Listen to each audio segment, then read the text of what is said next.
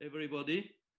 It's a joy for me to join you and to try to have this moment to offer some reflection about the last encyclica of the Pope Francis, Fratelli Tutti. We are all brothers and sisters, or todos hermanos y hermanas.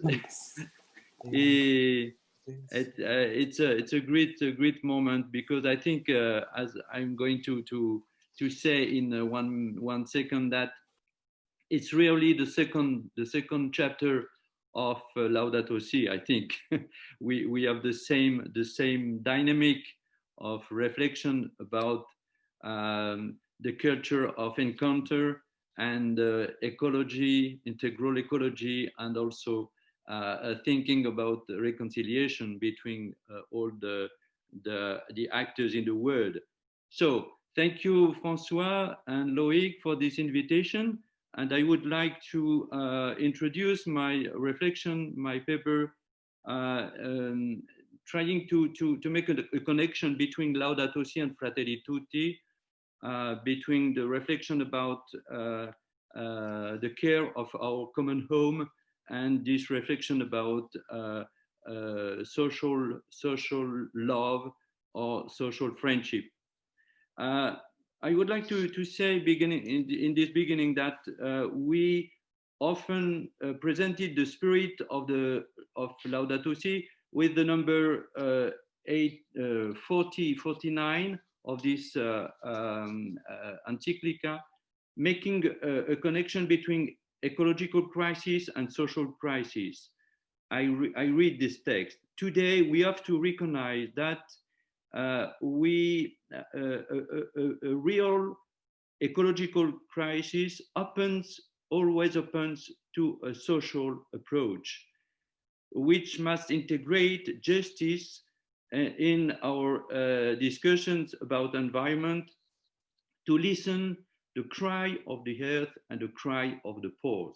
This way to present the spirit of this encyclica Laudato Si is really a common reference today in many discussion, in many debates we can develop.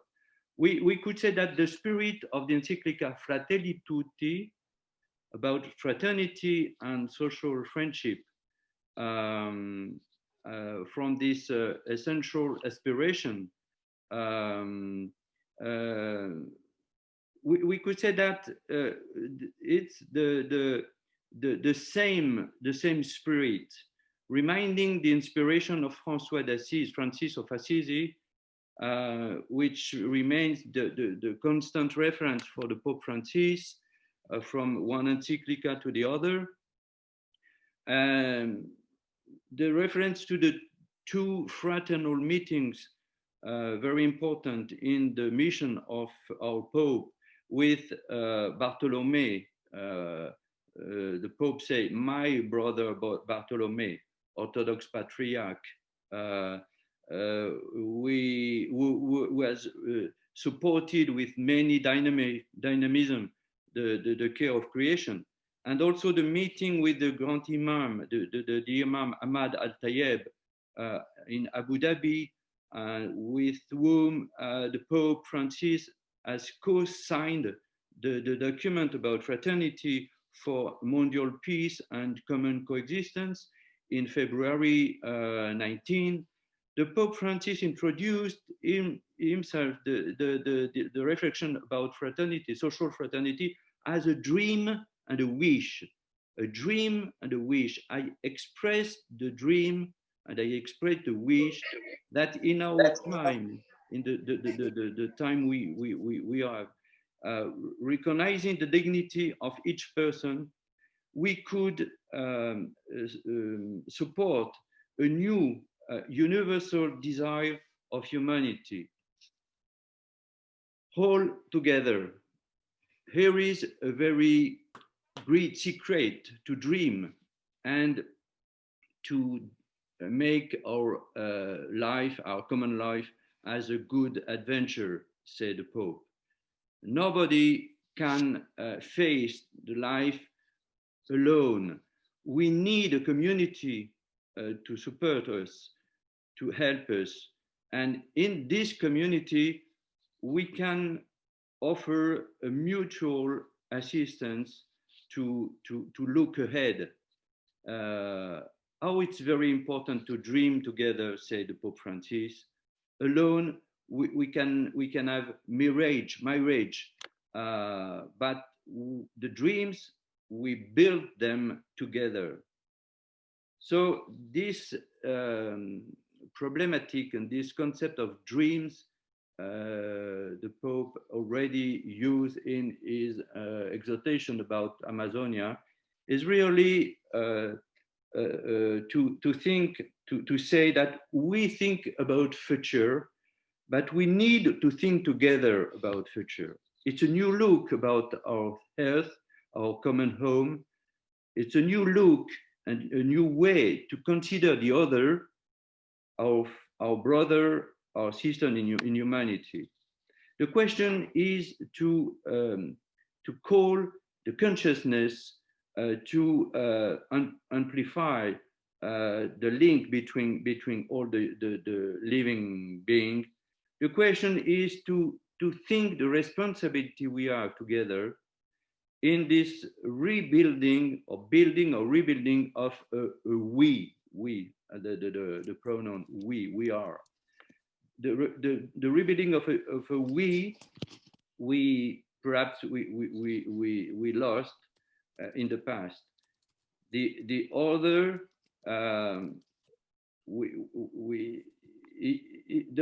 the other is just in front of us, like very often like the man lost on the side of the road, and we have to rediscover the we, to be sensitive and to offer this fraternity, this mutual fraternity. We could say in this way that the two encyclica are the two chapters of the same book, or the two pulmons of the same respiration. Earth and the brother, the earth and the brother, creation and community. And the question is to think and to act a care and a consideration to realize a reconciliation. I'm sure for myself that the two texts develop a theology and an ethics of reconciliation with creation and with the others. To develop this dream, this thought, perhaps we could have four reflections. The first reflection is about the Pope called the closed word and the open word. And what does it mean to meet, to develop the culture of encounter? The second reflection is to receive again a new consideration, to receive the reference to the Good Samaritan, the parable of the Good Samaritan in the Gospel. The third is to call a new political consciousness to link the global and the local, and to develop a fraternity for the world today. And finally, we could have a very quick reflection about a way to develop fraternity and peace today. The first reflection could be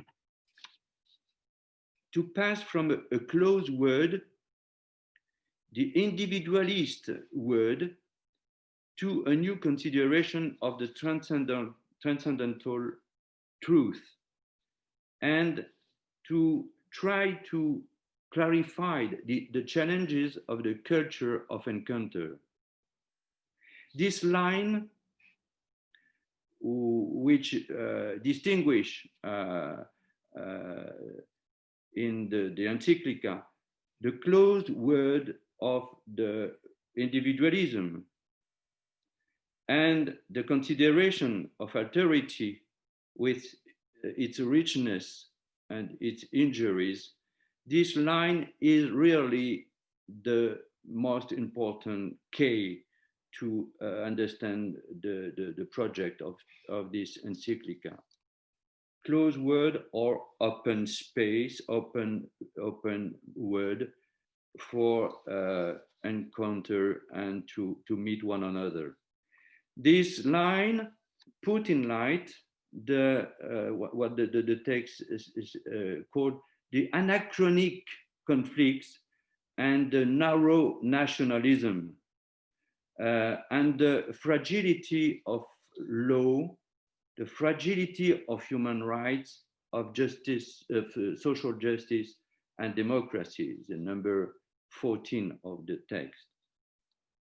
Really, the individualism destroys the mutual relationship, and this individualism can drive us, can realize what we could call an instrumentalization of relationship and even the instrumentalization of persons themselves. So we can see the inequalities more and more, and we can see on the side of our road people, poor people, migrants, refugees, and sick people and unemployed people. We cannot receive the benefits of the development.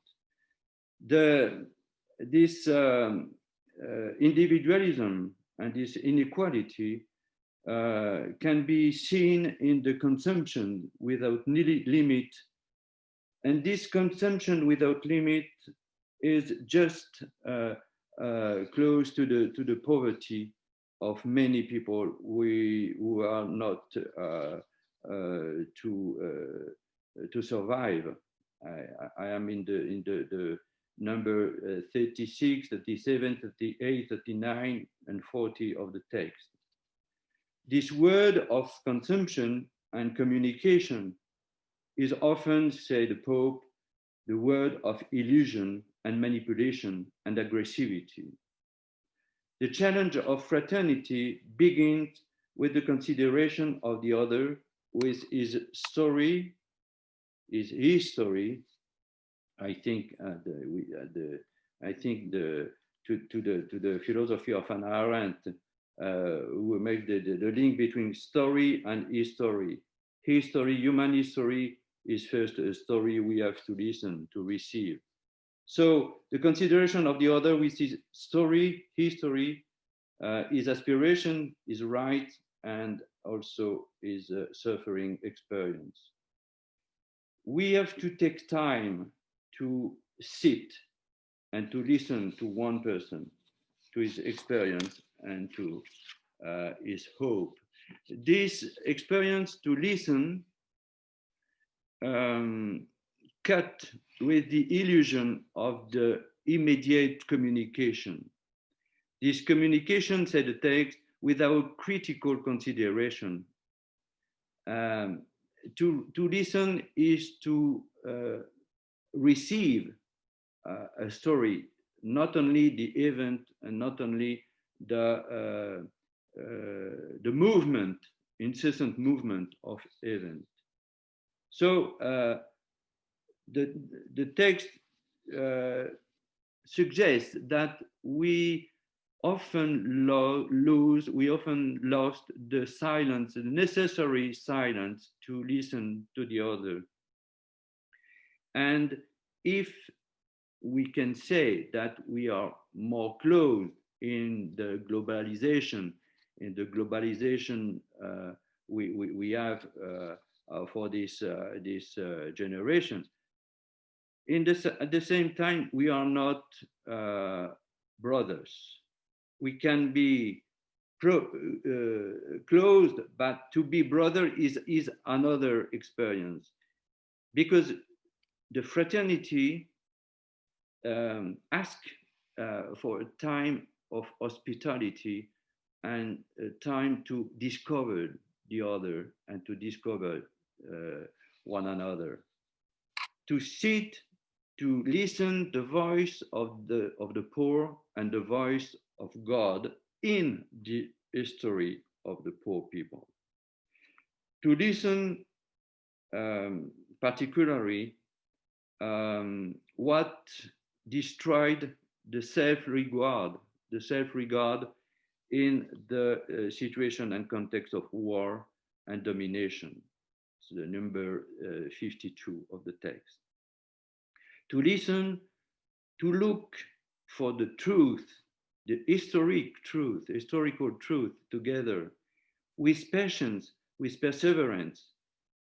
We need to consider alterity and truth.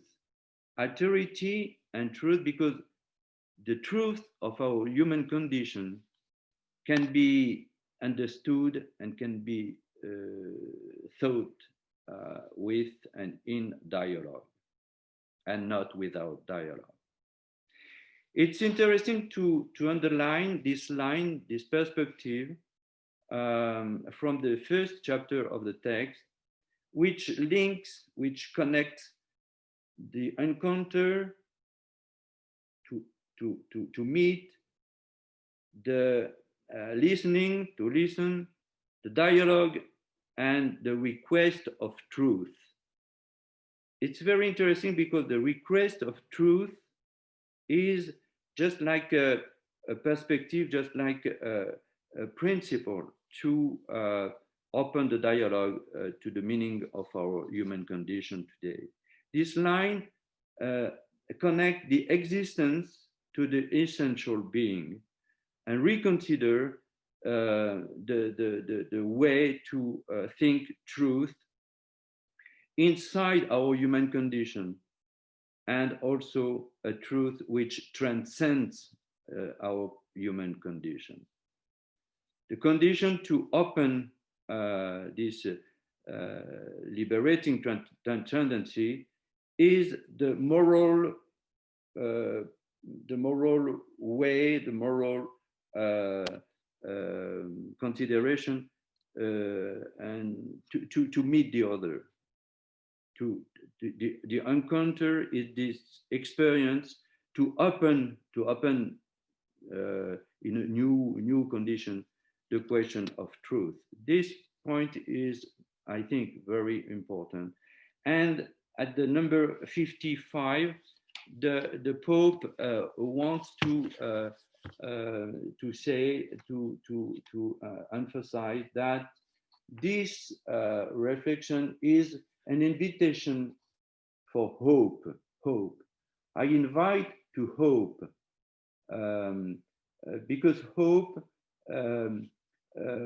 speaks to everybody, to touch the aspiration, the desire of realization of happiness, to open the heart and the mind on the beautiful and great things: truth, beauty, justice, and love.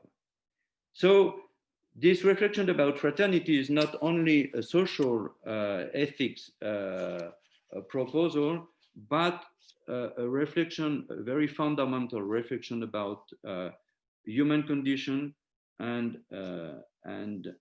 truth. The second reflection we could propose is inspired by the reference to the parable of the Good Samaritan, which is the chapter number 2 of the Encyclical Fratelli Tutti.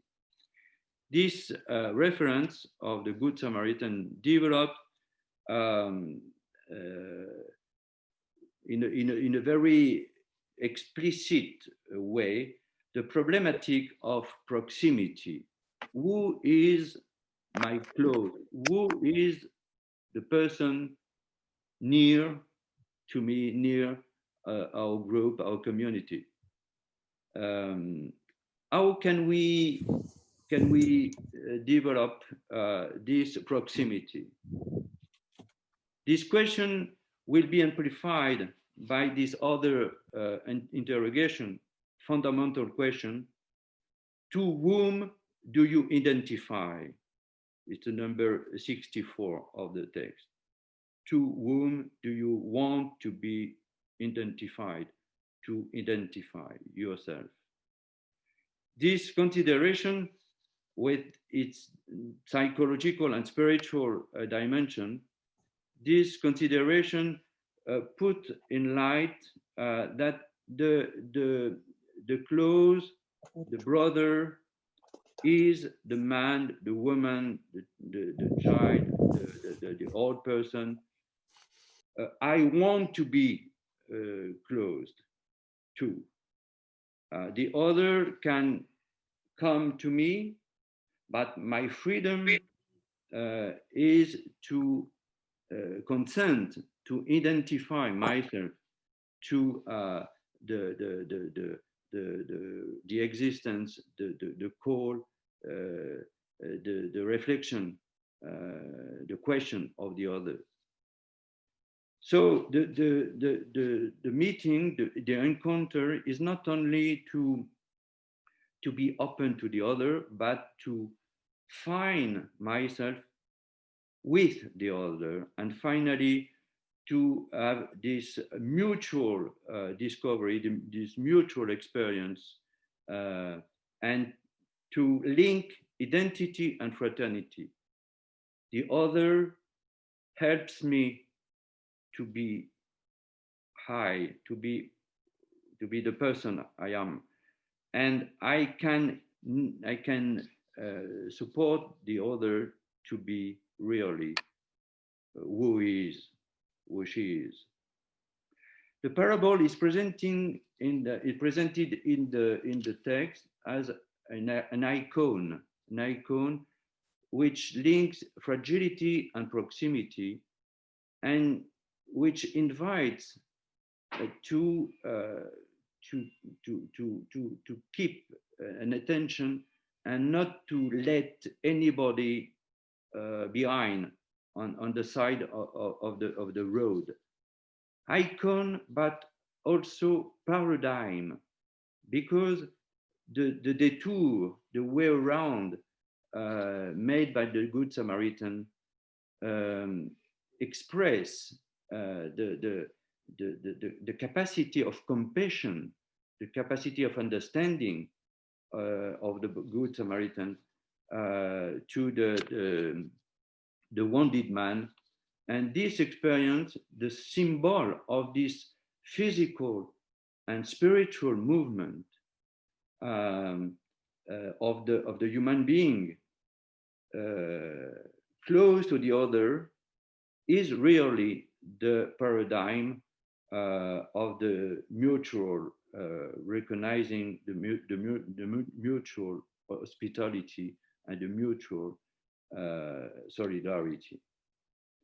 In the chapter 5 of the Encyclical, proposing to reflect to the political dimension of the charity, the Pope is going to speak about the way to introduce tenderness,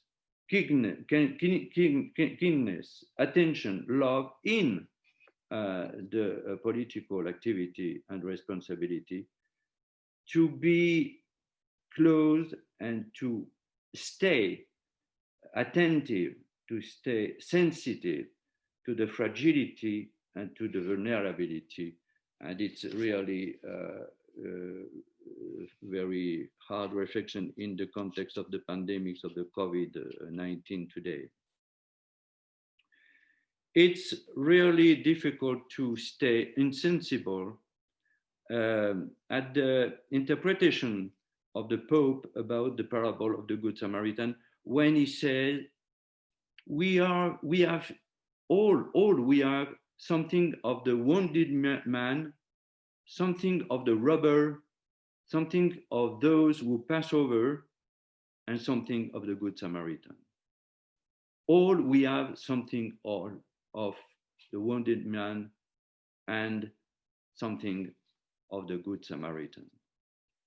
In this context of sanitary crisis, we can think of the old who assume the pain, the suffering experience of the other. But we could say that this line inside our consciousness between the temptation to pass over and not to look at the other, and the human fraternal desire to take care, to include, to call to stand up, to integrate, this line is in everybody. And we have to consider this temptation to forget our common humanity and this desire, this will to take care and to offer love. So the question becomes, in which conditions do we, which is the experience of the mutual understanding, can be stronger than the I of the individualism? How can we choose the mutual understanding and let the individualism, the closed word of the individualism?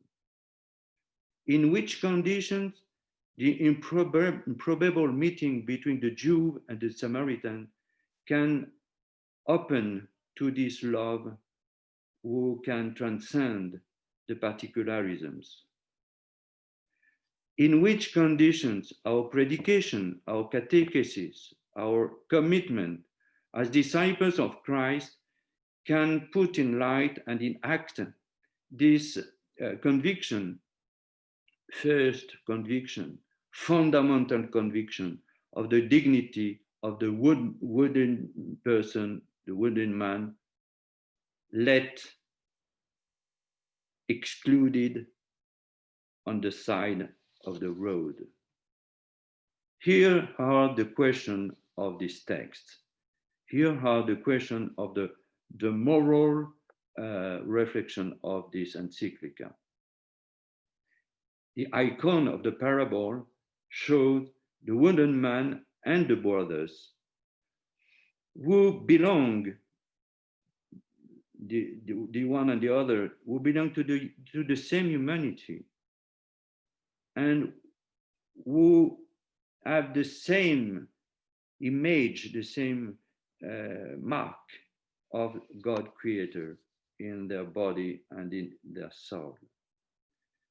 The paradigm of the Good Samaritan is, I think, to be seen in the way around, in the way out, in the decision of the Samaritan not to go on his way, but to change his way to meet the hurt man, the wounded man. And this attitude, which expresses the humanity, said the authentic love which consent to the complementarity. I need you, you need me, or you need me, but I need you also.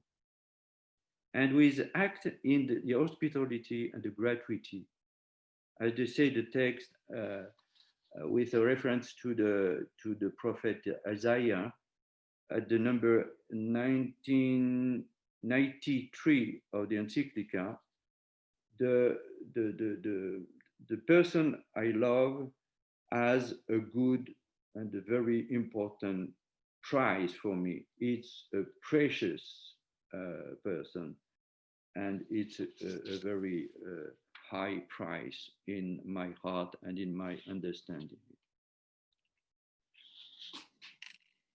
So after this reflection about fraternity and reconciliation and the paradigm of the Good Samaritan, I would like to propose a third reflection about fraternity as a new inspiration of or for democracy and for peace.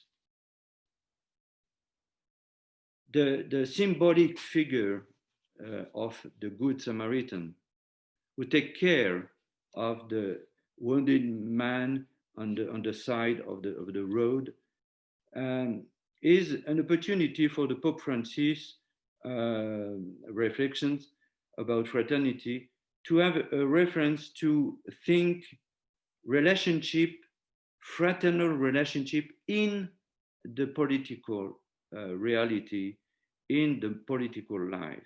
And the second part of the Encyclical, Fratelli Tutti, especially the chapter 5 and 6, gives a very important role to the political life, to the politics.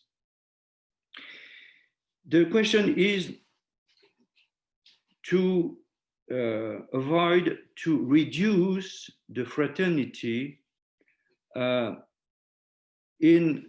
only in the interpersonal relationship, personal relationship or interpersonal relationships.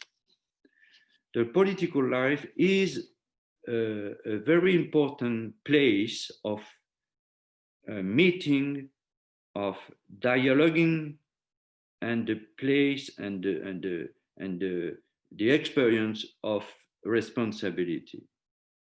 We could say that it's a definition of the democracy to be a space for speaking one another, to listening to the other, to take consideration of the difference between us, but also to consider the complementarity, and to participate to the decision for the common good and for the future of life and the future of justice. Democracy as a project and as a political practice is the vision of this open world, which is more hopeful than the individualism and the closed word of the individualist interest. And this word, this open word, which consider the other with its competencies, its talents, and also its fragilities. I read the number 97 of the text. There is also an aspect of the universal opening of the word, which is not geographic but existential, is the capacity, the daily capacity to open my circle, my personal circle, to join those who don't belong immediately to my center of interest, and especially each sister or brother suffering, lost, or bad considered. And even some people of my own society can be an existential stranger when he is not considered in his rights. The democratic space, the democratic place is an open place where the meeting, the experience of encounter is possible, when the word can be pronounced and can be discussed without fear, where the human rights and the human duties are, in fact, are in the center of our discussion. The social friendship, which is the other name of the fraternity, is attention and benevolence and research of the just relationship. Is not a weak attitude, but a high moral attitude, which refuses the contempt of the other, particularly the poor people, and which open to the building of a co-responsibility. And the text says in the number 154, a better politics in the reference to the real common good is necessary to open the development of a mondial community able to realize fraternity with all people and nations, and on in the light of the social friendship. This mutual hospitality, which is a characteristic of the friendship, makes us sensitive to the word of the other, to the respect of our premises, to the necessity to forgive, in order to keep open the way for a conversion of our own existence and conversion for the others. The hospitality as a reciprocity put a light to our project of cooperation, international cooperation, and challenges of solidarity, particularly with migrants, refugees, people broken by war or by violence in their countries. On this point, we have, said the text, said the Pope, we have to keep a critical approach about populism and about nationalism and protectionism, which appropriate or can appropriate and sometimes confiscate the popular hope to get the power or to keep the power. The reflection about belonging to the community cannot close itself on communitarism, which excludes and which refuse to meet the other. This reflection must amplify the richness of social plurality and the opportunity of pluralism, which is the diversity and the chance of diversity in our political system, in our community. Most of all, the common good calls to the development of our talents, of the talents which are in each person. Each person has talents. In the chapter 25 of St. Matthew, we can see that each person has one talent, 3 talents, 5 talents, and nobody has no talents. And this consideration of talents is also a condition for peace and for cooperation, fraternal cooperation. And to look for the peace is really to take care of our links of human rights which protect human dignity, memory, and hope. And the number 158 of the Encyclical say, to belong to a people is to participate to a commune identity made of social and cultural bonds. It's not an automatic thing, an automatic reality. It's a slow process, a difficult process toward a common project. To speak about time and to speak about slow process, we can think on the first text of the Pope. Time is more important than space in the exhortation Evangelii Gaudium. To speak about this slow process about fraternity and political life is to go ahead on a moral way which keep consciousness open, never satisfied by the actual and the situation of the world. This process is a conversion, a deep conversion of person and institution.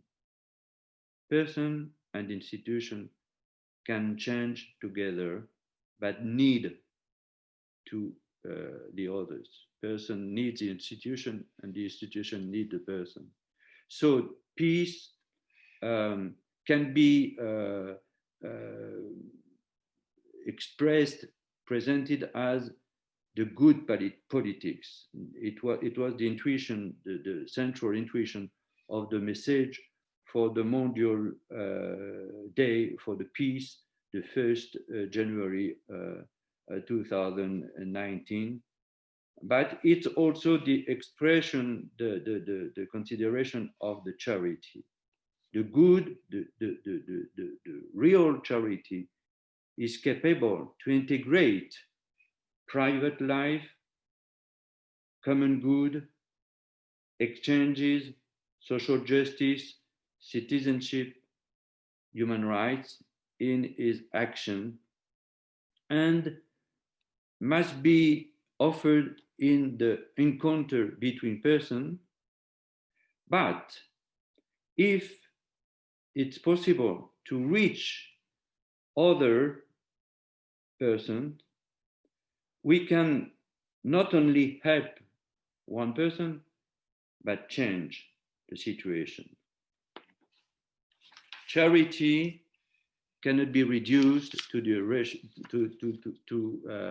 to assist or to help the other. It's justice, hope, and love in act. This concerns, we understand that the local and regional, but also national, international realities, common realities. We belong, at the same time, we belong to a world and we belong to a village. The two dimensions, global and local, are today particularly in a correspondence, in interference, permanent connection. We cannot only think with this global approach of the globalization, and not only with the local approach, but we need to consider the mutual link, the mutual interference between local and global reality for the future of peace. In this way, say the text 180, in this way, our commitment for peace, our commitment in the community is the supreme, the highest exercise of charity. One person can support, can help another person in need, but when this person is associated to others person to create social processes of fraternity, this person goes in the word of the highest charity, the political charity. And this is a reference to P12 in a declaration in December 1927 about politics as the highest expression, the highest consideration of charity. I would like to finish with a last consideration, ways for fraternities and ways for peace. It could be the synthesis, if it's possible to make that with a very strong text and very rich text we have. If the experience and if the hope of the fraternity consists to pass from a closed word, individualism, to open word for trust, the first principle we have to act is, say the text, the sacred duty of hospitality. For hospitality is the act of our capacity to welcome the other. We stay at the door of our home and we go out of our home to receive the other, to receive the gift of the encounter. Here we think of the experience of Abraham at the Oak of Mamre, the chapter 18 of Genesis, when we see Abraham just at the entrance of his tent and asking to the passing man or men to offer, to refer to him the honor and the happiness to come in his area.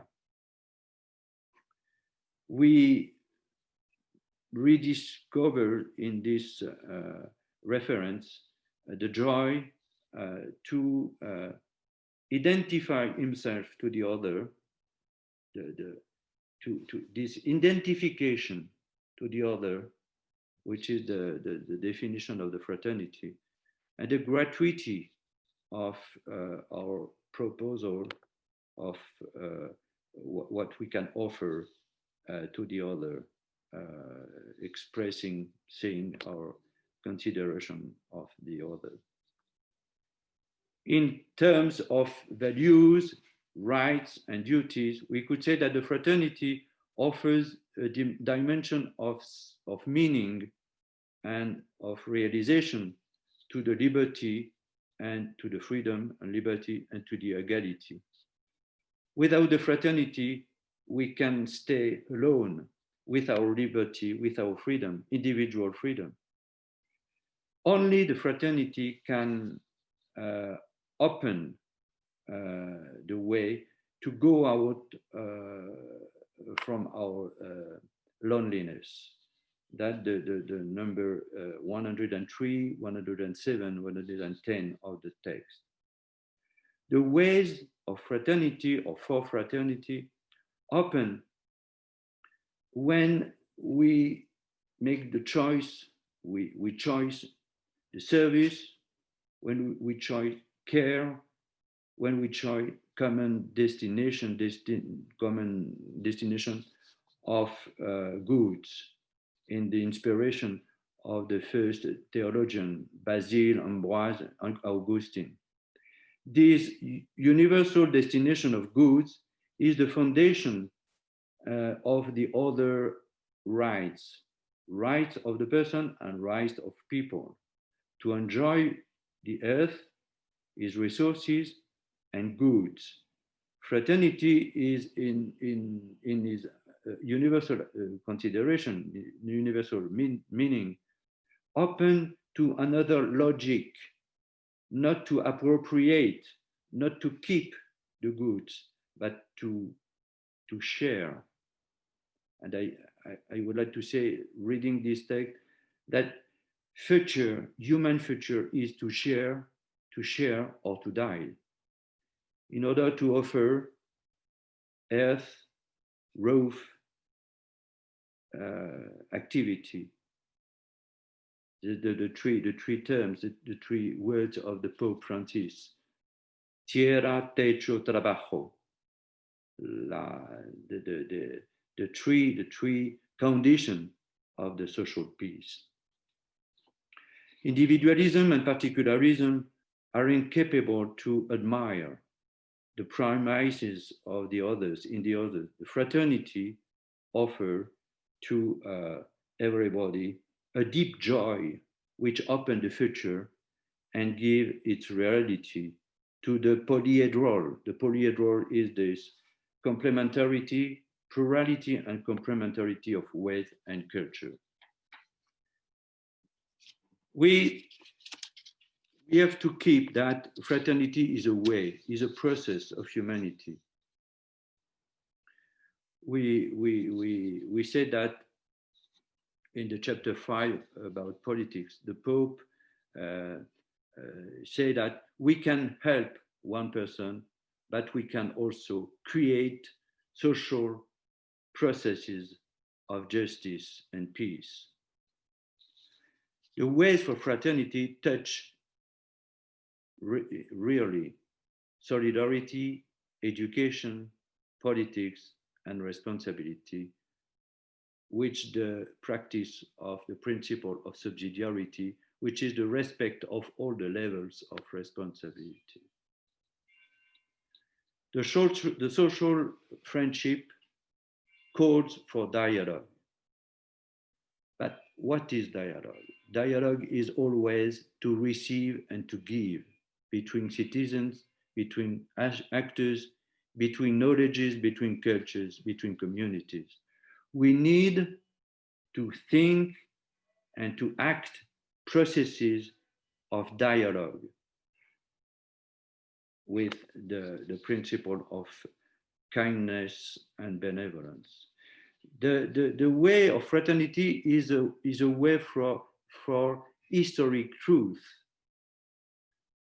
We must offer the truth to persons and families who were wounded in their bodies, in their memory, especially after experiences of dictator or genocide or war. Is the condition of reconciliation of peace. The Encyclical speaks about a proactive reconciliation, proactive.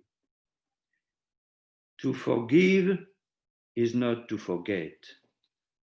We need to speak about the Shoah, about Hiroshima, about Nagasaki, about genocides, about war in Syria, in Africa, in America Latina.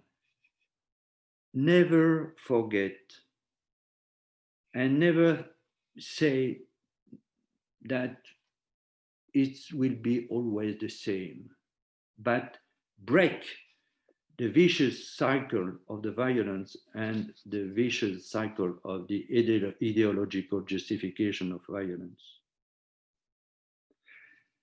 For it's impossible to find a justification to the war.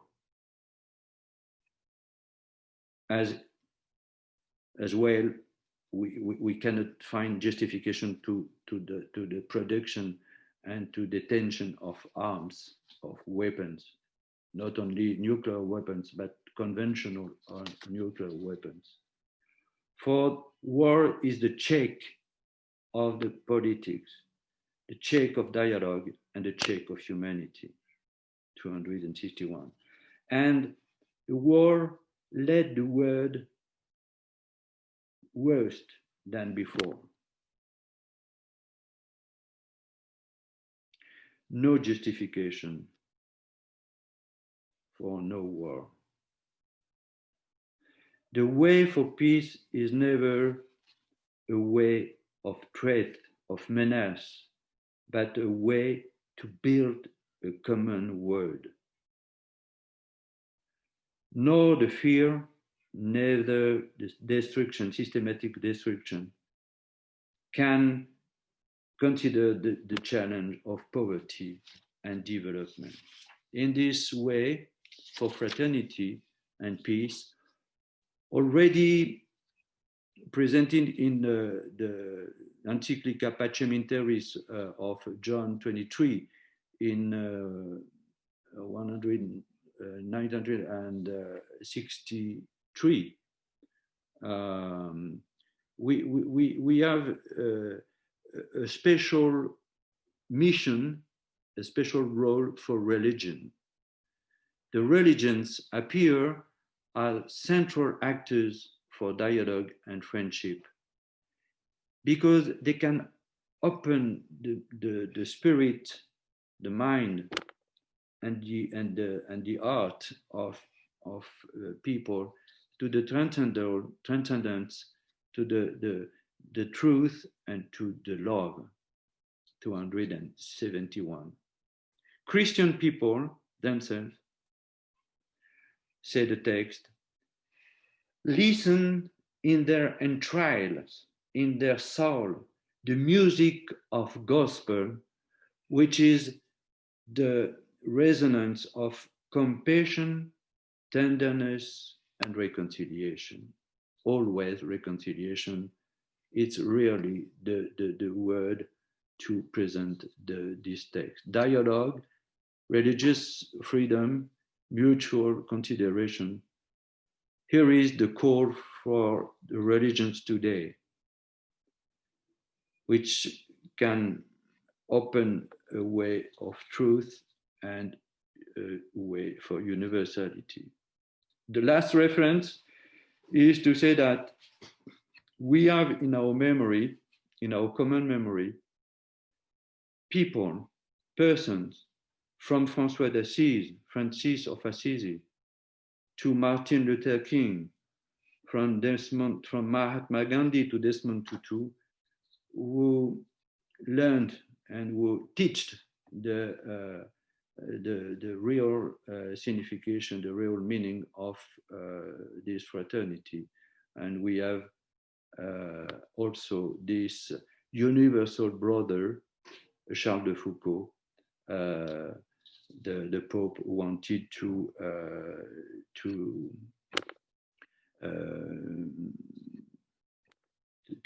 say, to name at the end of the Encyclical. Here is my reflection reading this Encyclical. Excuse me because it's a very long text, and my French English is not so clear, always clear. But I would like to say, finishing this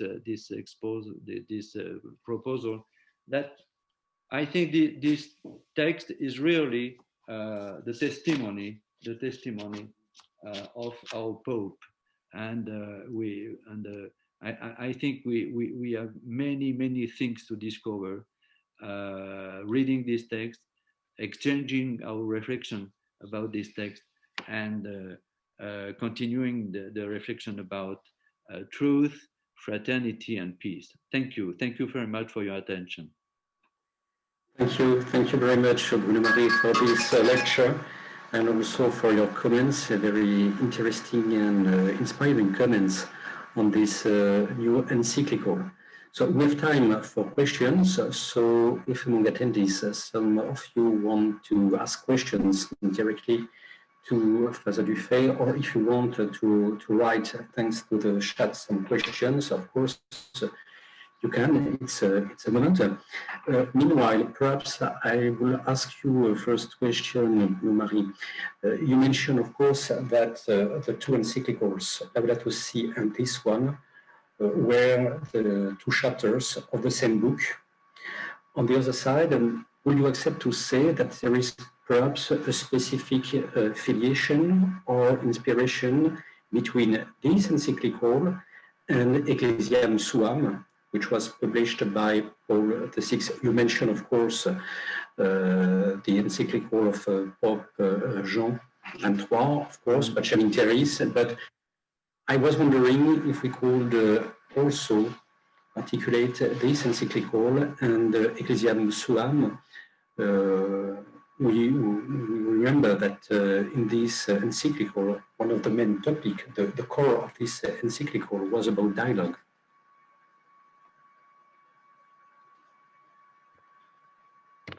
Yes, I thought about that. I thought about the filiation, the inspiration from Paul VI, and not only Ecclesiam Suam, but also Populorum Progressio and Evangelii Nuntiandi, the tree. Yes. And I think it's very interesting to revisit, it could be very interesting to revisit the tree text, and especially something I would like to propose to students and to groups about plurality and pluralism, which appears as the condition of democracy and the condition of politics in Paul VI, in Evangelii Nuntiandi, and in I forgot the title of the other text about politics, but of Paul VI. But letter to Cardinal Roy, perhaps. Yes, the letter to the Cardinal Roy, Yes, exactly. And it could be interesting to keep this line, because it's clear that the question, the most important, one of the most important questions today is the authority of law, the authority of human rights, and the question of pluralism inside the democratic systems.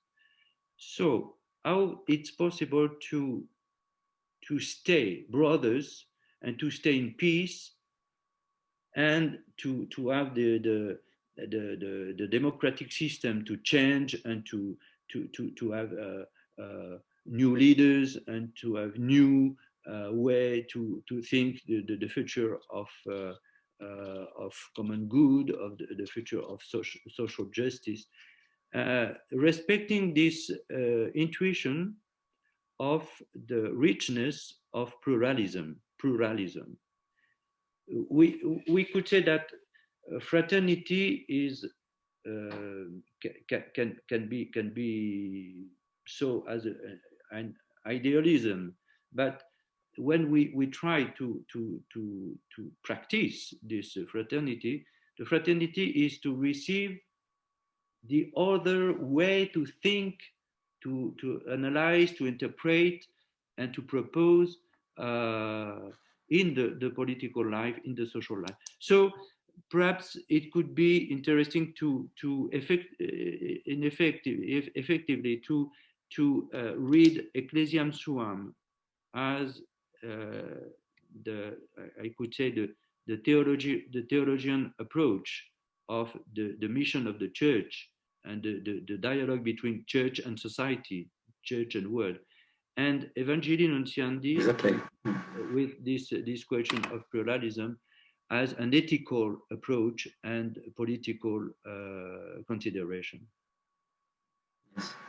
I think we have really in the time being a very important problem about state, the authority of states, and the authority of human rights. how can the human rights be respected as the consideration of the other, and not only as a justification for my own interests? That is a very interesting question, but very difficult question. It's an ethical problematic in the collective approach today. Thank you. So, are there any questions that you would like to ask to Father Duffé?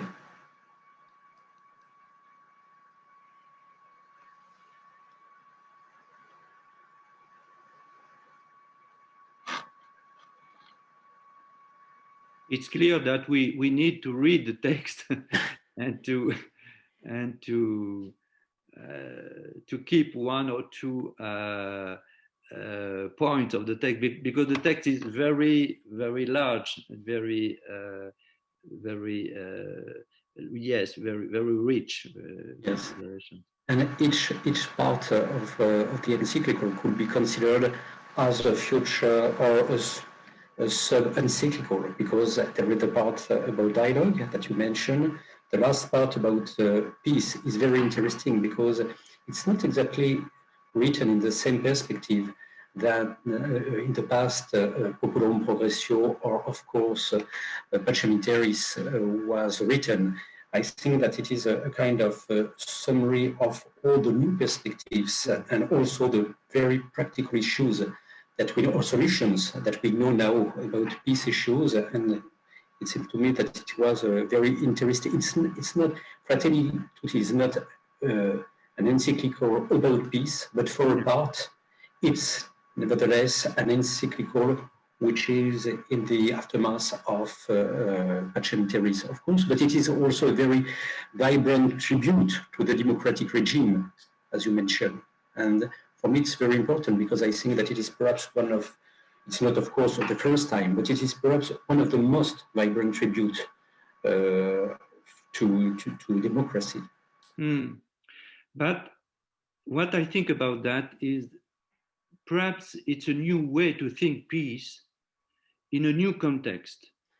You know, very globalized context, and yes, also perhaps in considering that, of course, states are important actors, but as you mentioned, states are not perhaps now the main actors, or we must act at another level, and this level must be the global level. It means that we have to build a real international community.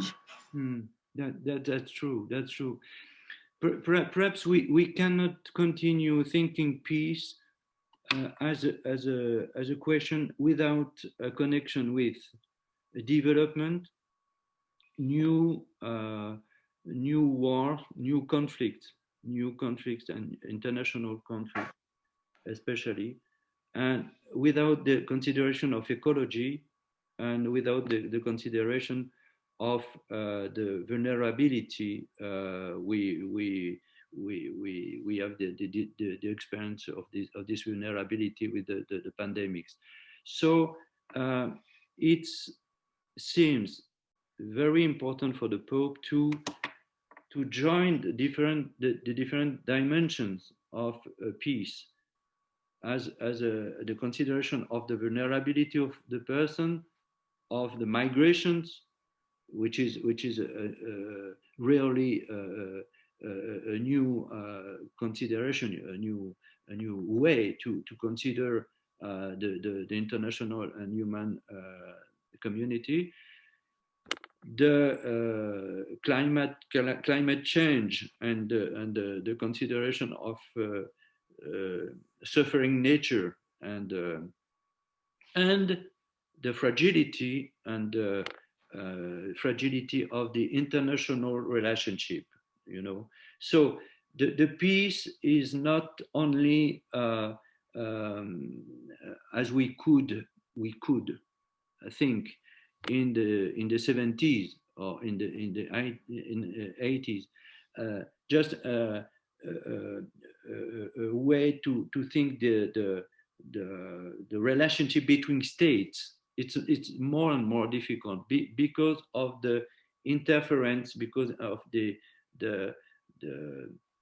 connecting question about the health, nature, power, and international cooperation. So I think we have with this text we have we could say the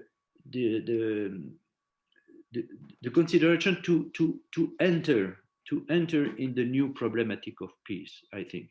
So I know that many people, especially movements, non-violence movement, were waiting for a text about peace, but some people wanted and asked and wanted to have a new pacem in terris. But the new pacem in terris is the Fratelli Tutti.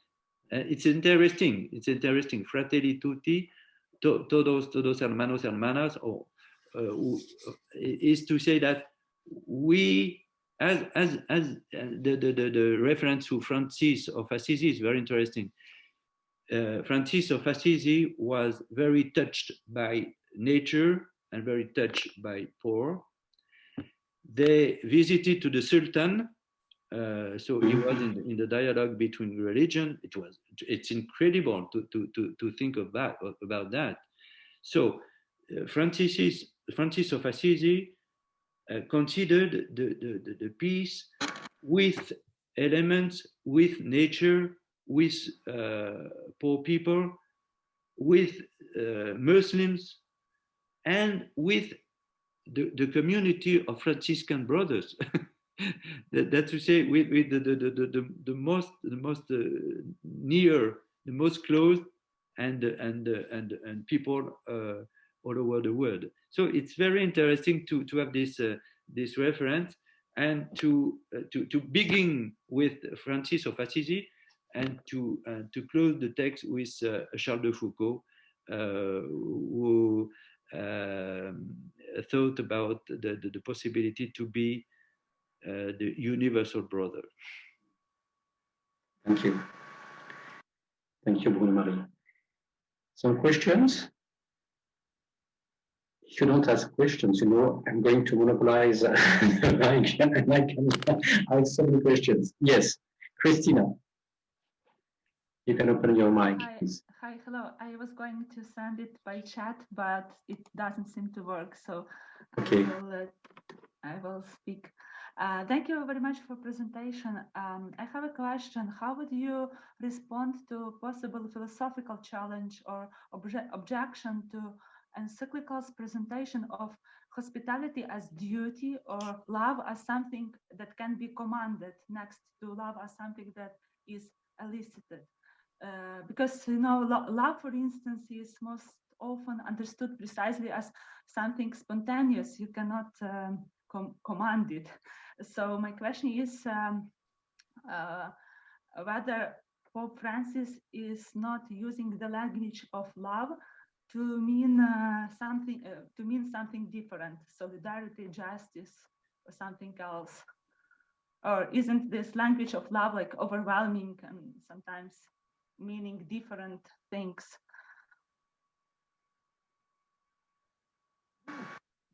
Okay, I'm not sure to listen all you just said, but about hospitality, I think it's clear that the Pope think of the migrant situation, the migrant problematic, the migrant and the refugee situations. But I think that we need to continue this reflection about mutual hospitality, not only hospitality for the other, but to be received and to receive, to receive and to be received. That is very interesting consideration, because it may offer a new approach of the human duties and human rights and human duties, and to build, to clarify the conditions of a community. How it's possible to build a community with several cultures, with sensibilities, and with many ways to interpret the human condition. And on this point, the last chapter about the role of religion seems to me very important, because the text said that the religion can offer a service of mediation between communities and between cultures. And I think it's very important to link hospitality, mediation, and to underline the importance to know the difference, of culture. It's not peace is not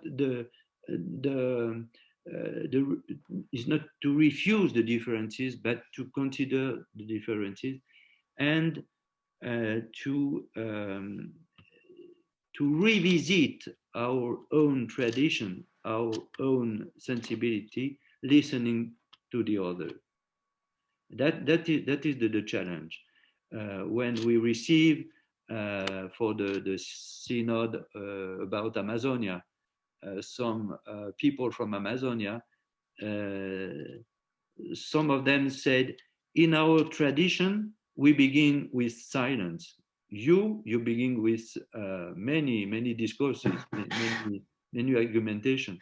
It's very interesting to receive this way to say, in Amazonia, we begin with the silence because in the silence, we listen to the wind, to the trees, and to the people in the forest. So we need to receive the message of the environment before discussing, before speaking one another.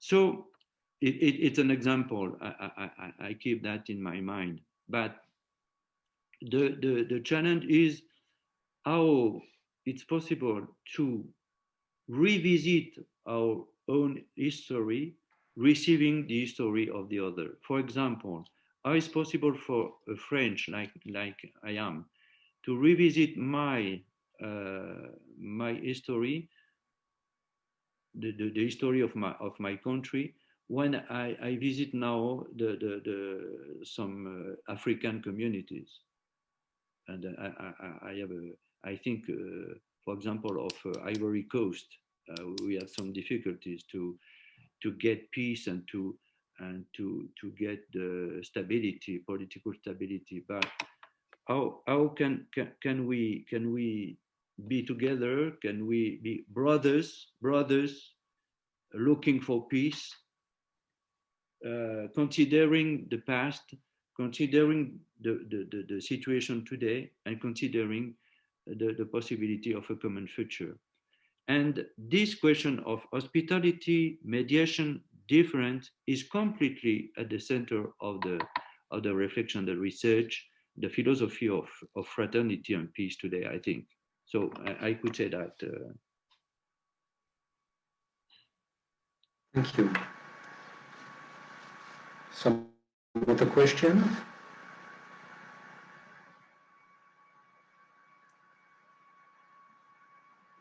Perhaps I could ask you something, Bruno Marie. As I've said, you have an academic career.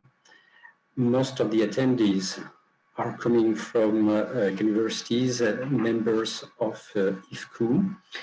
what could be or what would be your expectations about the reception of Fratelli Tutti in our campuses? How do you imagine, or what could be your dream about this reception in terms of academic courses or discussions among teachers or with students? What do you think about that? If I keep the idea of organizing a permanent seminar about Catholic social teaching in the Catholic University, we had this project, and we began with Catholic University in Brazil or in Colombia, for instance, but also in Africa.